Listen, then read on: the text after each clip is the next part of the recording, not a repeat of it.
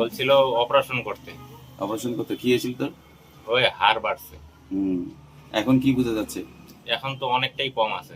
কয়দিনের মাথায়? এই 1 মাসও হয়নি। 100 ভাগের মধ্যে কত ভাগ কমছে? 100 ভাগের মধ্যে 75 ভাগই কমছে। এখন মনে হয় অপারেশন করতে লাগবে? না না, এরকম তো কিচ্ছু নাই এখন, ব্যথা ট্যাথা কিচ্ছু নাই এখন। এখন স্পাইনে যে সমস্যাগুলো ছিল, ওঠা বসা করতে অসুবিধা ছিল, এখন হচ্ছে? না না, ওগুলো এখন কোনো অসুবিধা নাই। ওঠা বসা করতে পারছিস তো এখন? হ্যাঁ হ্যাঁ, আরামসে। তাই কি মা খুশি?